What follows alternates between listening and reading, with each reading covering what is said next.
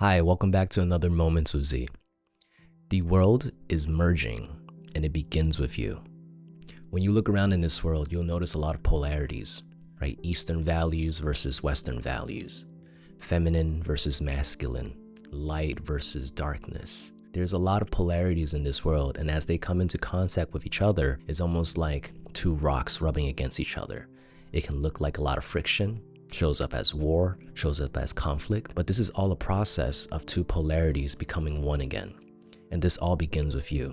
It starts from within you. We're going to talk about feminine and masculine principles. Within every single human being is feminine qualities and masculine qualities. This is independent of gender. The feminine principles, this is about nourishment. This is about intuition. This is about rest. This is about essence, the essential nature of things. And for many of us, the feminine principle and the feminine qualities within us have been dulled and diminished because we live in a patriarchal society. So a lot of feminine qualities and feminine principles aren't as highly regarded or even appreciated.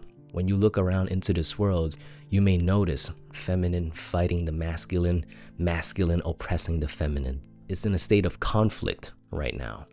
But over time, this conflict must transform. You have to harmonize it within yourself first. When you look into your life, what feminine qualities have you suppressed? The ability to feel is the feminine essence.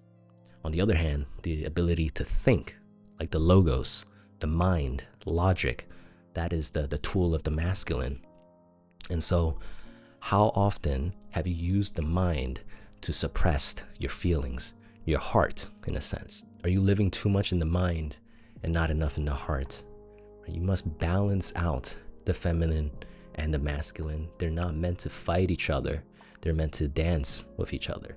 It's like a partner dance. It's not a fight between two people.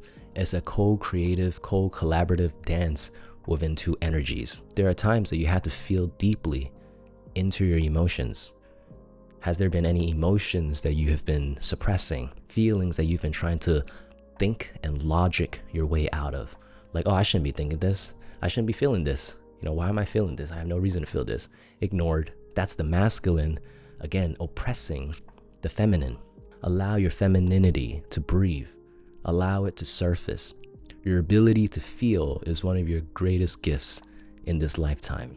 And this is not to diminish the masculine either. The ability to think and have logos, logic, that's also a superpower. Both deserves to be expressed. Both deserves to be embodied. Sometimes you rest and chill in your feminine. You just go deep into your feelings. Like, what is that feeling telling you? And then once you receive the message of your feelings, you put it into action, right? Maybe I feel sad, maybe I feel gloomy, and it's because perhaps I don't have as much connections that I want to have, conscious connections, perhaps romantic connections, a community. So I feel that, I allow that feminine edge to deliver that message to me, and then I use my masculinity to bring forth that reality. I go out into the world, I put myself in new situations to meet new people. Right? Masculine is that doing energy. Feminine is that receiving energy. I'm receiving intuitive download. I'm receiving these messages. And then masculine, you enact it. You put it forth into the world. And action, that's masculinity. When you harmonize both energy within your system, then you become whole as a human being. You do not let one energy over-dominate the other. You become holy. You become whole as a person. Both masculine and feminine coexist within you. No longer in conflict, they exist in harmony. Masculine is also a lot about structure, right? It's like, think of it as a house. A house has a structure, but if there's no essence, if there's no people living within the house is just like an empty husk, like it's a void. There's no life in it. And that's where the feminine essence comes in. It's the feminine essence that brings a structure to life. When that masculinity is overly dominant, overly overbearing, then that structure becomes imprisonment. It's like this structure begins to imprison you and you feel trapped by all the limitations that is created by masculine structure. So you need masculine to create the structure, but not so overbearing that it becomes imprisonment. And then you need the feminine to imbue a structure with essence, with aliveness, right? And the structure can exist in multiple levels. Your morning routines, your nighttime rituals, your daily routines, your weekly, monthly routines. That is your structure. But be careful not to let it over-dominate, that it becomes like a chain, right? That you can't break free from. It has to have some level of flexibility while retaining a level of integrity as well. There are some things that just cannot bend within a structure. And then there are other areas that you allow it to be flexible so that you're not so stuck in one way. Structure allows for freedom.